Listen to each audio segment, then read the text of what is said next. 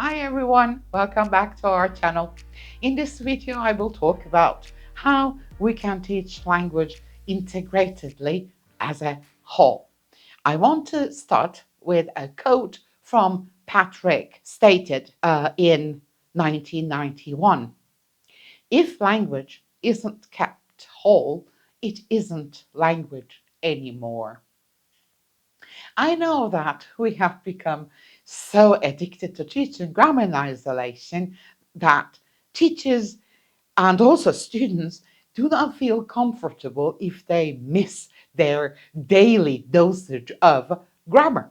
However, old habits can never take us to new dimensions. The path in front of you may look easy because everyone else has taken it, but it doesn't mean that it is the right path. I want to share another quote with you. I do not know the author, but it reads as, "Don't think you're on the right road just because it's a well-beaten path." Another one is from Grace Hopper, and it reads as, "The most damaging phrase in the language is, 'It has always been done that way.'"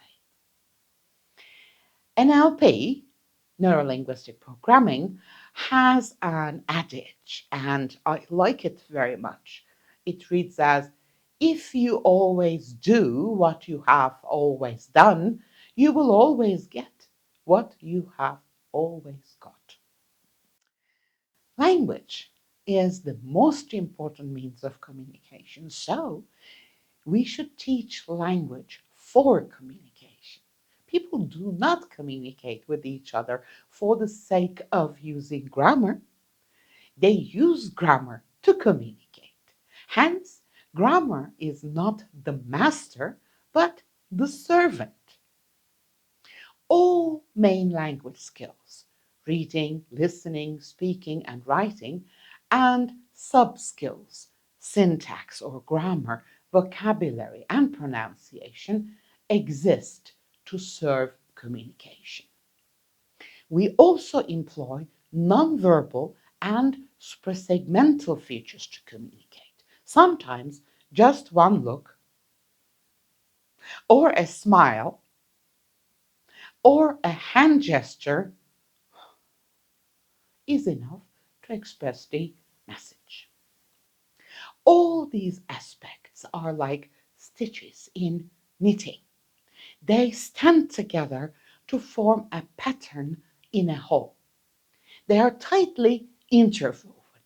If we miss one stitch, the pattern is destroyed. Rebecca Oxford stated that when we use a segregated approach, also known as a language-based approach, the language itself becomes the focus of instruction, which is like language for language's sake. The emphasis is not on learning for authentic communication. When we teach language integratedly, on the other hand, we teach all the main skills and the sub-skills or components together to function together for effective and successful communication.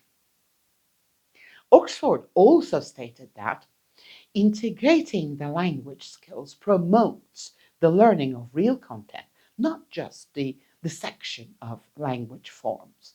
It can be highly motivating to students of all ages and backgrounds.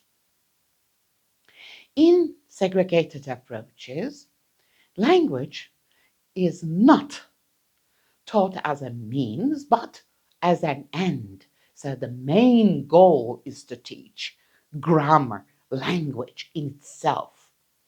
Isolated items are used. No connections are given. It is grammar based, or the focus is on usage, but not on use. Remember, use referring to function and meaning together. There's context is missing, meaning is neglected, and there are lots of formulations.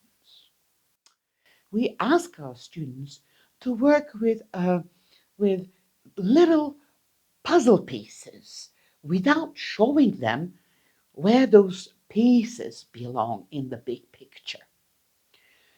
But in integrated approaches, we show them the big picture and help them, guide them to understand how little puzzle pieces are put together so that they can make sense of those pieces. Again, Oxford stated that the integrated approach stresses that English is not just an object of academic interest, nor merely a key to passing an examination. Instead, English becomes a real means of interaction and sharing among people.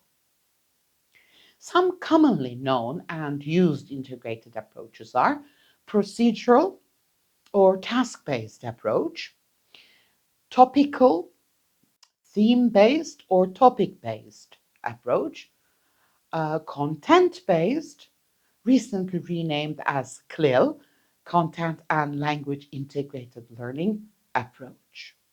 If you want to get more detailed information about these concepts, please watch the related videos on our channel. One is by Professor Dr. Pasha Tevfik Cephe, Integrated and Segregated Teaching of Language Skills, and another one is by Professor Dr. Gülse Pakkam, How We Discovered Our Philosophy of English Teaching. Okay, now teaching language integratedly makes the old PPP technique unfashionable and outdated. PPP is the technique of presenting the language, practicing it in a controlled way, and then giving students the chance to use it in a free communication production activity. Here you go. You have 3 P's, okay? Presenting, practicing, and production. If you're interested, please visit the website given in description for more detailed information. David Evans stated that PPP cannot be defended on a theoretical basis, for it does not seem to have one. It never had a philosophical underpinning. The defenders of the PPP model are those who are for the teaching of grammar explicitly in a segregated manner. Evans explained PPP as follows. The standard class consists of presentation, practice, and production. Typically, a teacher selects a target or language item from a preordained syllabus and explains it deductively to the student. So teacher is active, teacher lectures, explains, students listen and hopefully learn. The practice stage is typically divided into 2 sections, control and more meaningful. In control practice, the student is involved in mechanical uh, exercises, simply repeating the target without needing to think about when or where or how to use it.